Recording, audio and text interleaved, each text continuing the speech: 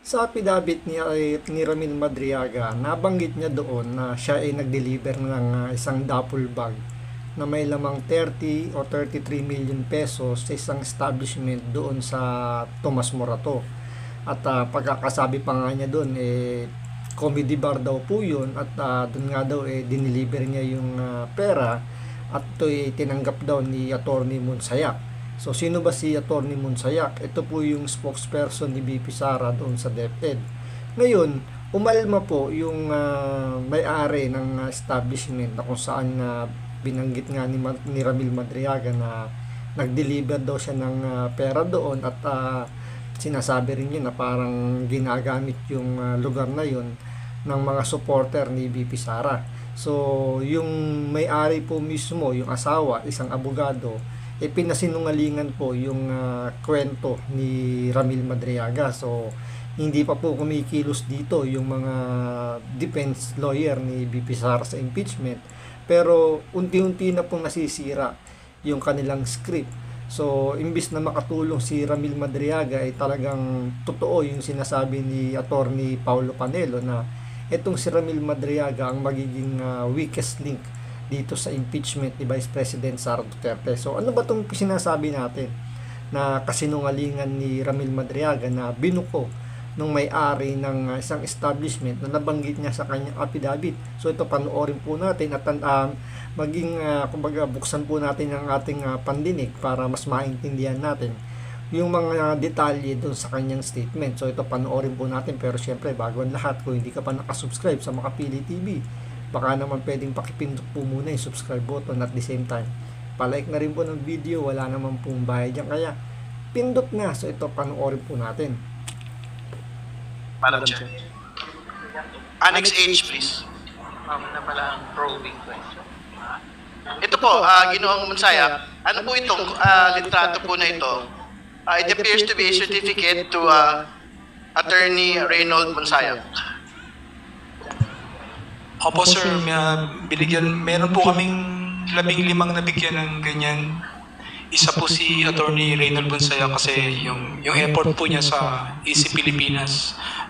Siguro magandang basahin niyo for the record, sino po yung mga nakapirma dito sa certificate na inaward para kay Attorney Monsayak? Si Lord Essex Gongora Pulintan po, ang presidente ng Easy Pilipinas. Kilala rin po ni Madam ni BP Sara, lagi niyang kasama. Tapos si Attorney Ryan po, yung professor ni BP Sara, nasa Office of the Ombudsman. Tapos ako po yung founder tsaka national convener po, ako po yung nag-integrate lahat ng po na regional EASY. Sino po si Essex Polintan? Presidente po ng Easy Pilipinas. Would you know ano namang ginagawa niya ngayon? Na-stroke po sir, dahil sa nangyari din sa amin lahat. Okay, next slide please. Annex I. Okay, siguro magandang paliwanag po ninyo itong litrato na ito. Ano po yung kahalagahan ng litrato na ito sa inyong pong supplemental affidavit? Congressman Redon, please confine to clarificatory question. Only as to what appears in the picture. Yes, who appears in the picture? Si Attorney Reynold Monsayak po, yung OBP, spokesman na po siya niyan.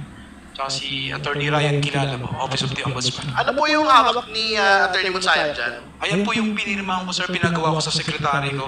15 piraso po yan, yung isa po napunta sa kanya. So ano po yung event na nangyari po dyan? Yan po yung awarding? Tama Apo, po? awarding po. Panghuling saan po yan nangyari? Sa Nomobosyo po. Yan din po ba yung sinasabi ninyo na pinaglagakan niyo po ng pera? Yes sir. Opo. Okay, next slide please. So yun po, kiniklaim niya at sinasabi niya na yung certificate or award na binigay niya, siya yung nagpagawa mismo ng certificate at inawardan nga daw niya itong si Atty. Monsayak dahil nga sa pagtulong niya doon sa Easy Pilipinas kung saan siya nga daw yung convener ng organization na yon. At malino naman po, sinabi niya na nagkaroon sila ng event ng awarding doon sa NOMU at doon din daw niya binigay yung duffel bag na mayroong lamang pera. So ito na po yung kasinungalingan na ginawa niya. Kumbaga ito yung pinakakwento niya sa kanyang affidavit. So siya galing na mismo sa bibig niya, maliban dun sa kanyang affidavit, supplemental affidavit, verbal, nanggaling na mismo sa bibig niya na nagkaroon ng event mismo at sila yung nag-organize na nagkaroon ng ganong awarding dun sa establishment ng NOMO.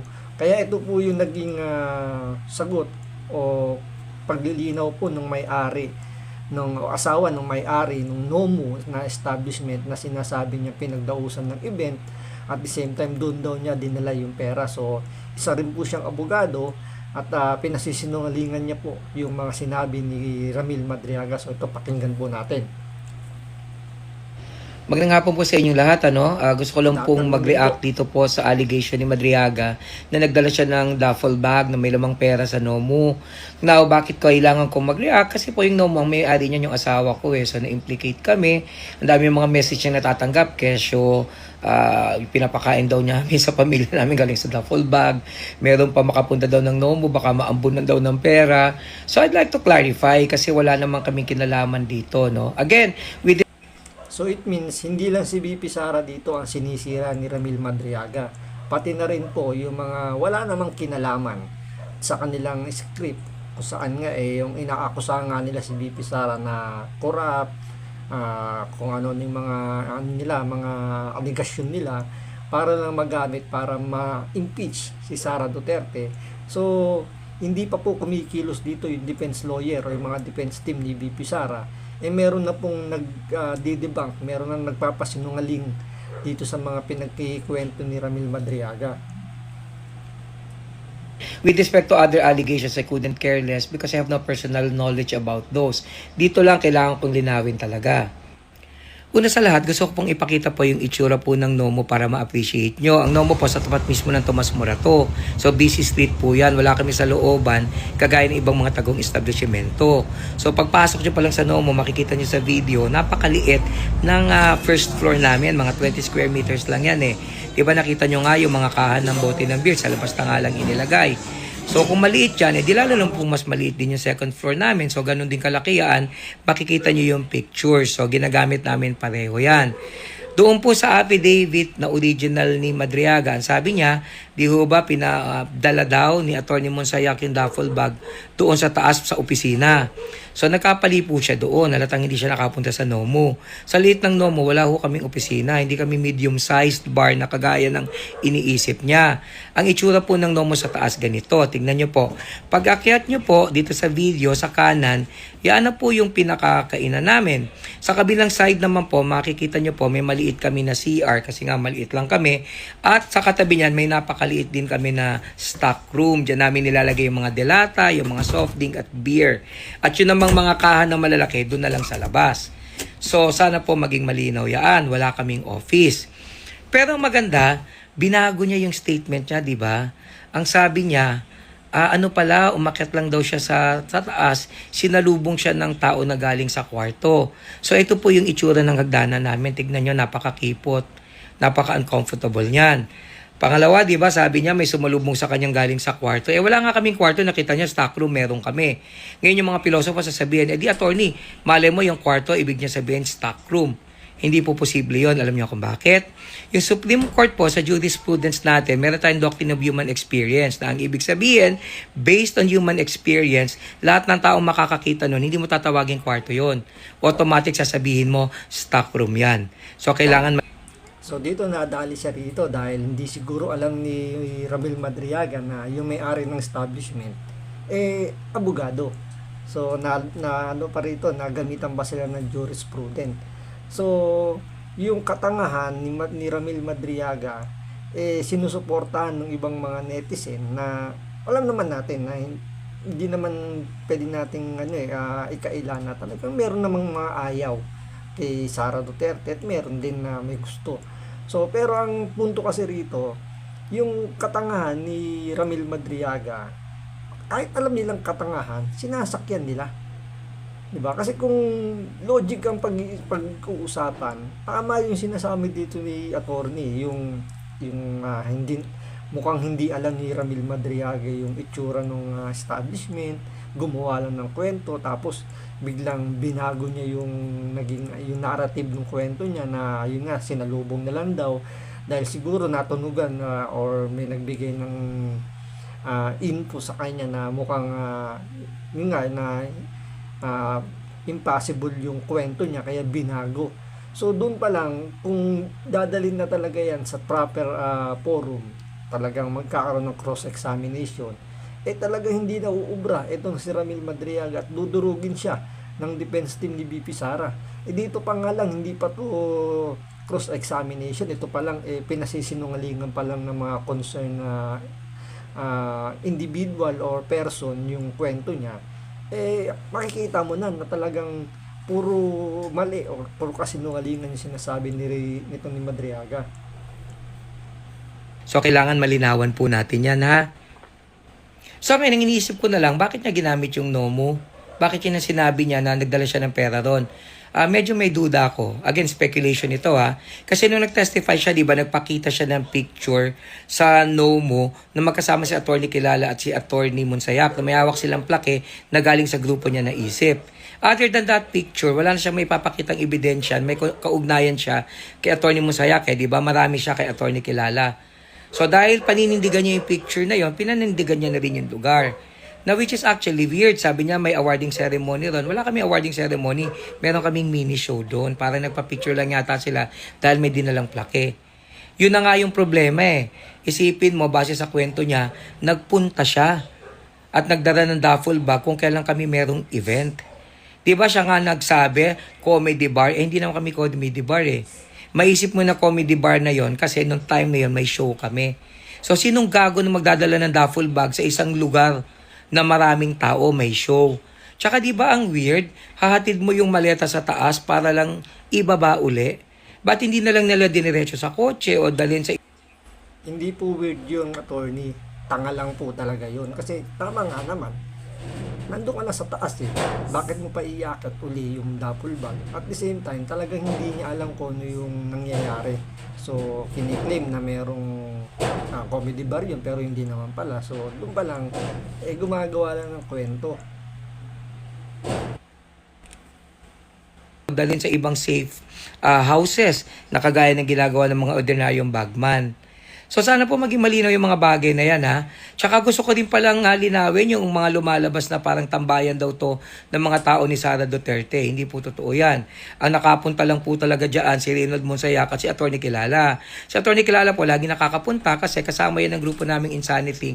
Diyan kami gumagawa paminsan ng show or gumagawa ng open mic. At marami siya kasamang comedians po, kagaya po ni Congressman Argel Cabatbat, si Atty. Luke Espiritu po na senatoriable. Yan po yung nag-perform na rin sa NOMO, nagko-comedy din yan eh. Si Rito Orquia ng Pilipinas Got Talent, si Kuya Jobert ng Channel 2, si Rica Lasso ng Channel 2 at napakarami pang mga komedyante. Tsaka hindi po totoo na sinabi niya na pumunta siya ng alas 12 ha. Hindi pa ho kami sarado noon. Pag may event kami hanggang alas 3, alas 4 nagkikwentuhan po kami talaga. At sa kaso naman ni Atty. Monsayak, nakapunta siya dyan 2 beses lang kasi in-invite ko siya. Yung uli na nga nung merong show. At hindi lang po si Atty. Monsayak ang nakapunta dyan. Lahat ng kaibigan ko. Si Atty. Carlos Ibanez, na kakaibigan ko kakamping, nakakain na dyan. Yung kaibigan ko rin naman si Jamie Bondoc na DDS, nakapunta na rin dyan. Nakapunta dyan si Jano Gibbs, si Brad Pitt, si Mike Hanopol, yung mga kaibigan kong mga politiko, mayor, vice mayor, yung anak ni... So, ibig sabihin lang, kung sakasakali na gagamitin ito ng defense team ni BP Sara as evidence na pinasisinungalingan yung kwento ni Ramil Madriaga, malaki ang posibilidad na, alam nyo yun, babasura yung impeachment dahil sabi nga nila, isa daw ito sa mga gagamiting ebidensya at ang witness nga si Ramil Madriaga na very confident sila na ito raw yung magpapabagsak kay BP Sara. So, sa tingin nyo, ito ba yung klase ng tao o statement na sasabihin nilang magpapabagsak kay BP Sara? I don't think so. So, abangan natin sa mga susunod na araw kasi hindi pa tapos ang House of Representatives tungkol dito sa impeachment. So, pahabain nila to kasi kailangan talaga nilang sirain yung kredibilidad ni BP Sara. kahit naman alam naman natin na prejudge na yan, meron na silang hatol dyan at sufficient, meron naman silang nilabas naman na sufficient in form, tapos may sufficient in substance, pero ayaw pa nilang dalhin dun sa Senado para dun na talaga yung magkaroon ng bloodbath na sinasabi ni VP Sara, kasi alam nila na kahit anong mangyari, magkabutuhan, still hindi pa rin yung papasok dahil nga marami sa mga senador natin na sa palagay natin na titingin sa ebidensya at hindi dun sa dikta ng mga taong gustong ma-impeach si Vice President Sara Duterte. So, yan ang aabangan natin. So, maraming salamat po sa panonood. Ingat po kayo lagi. God bless.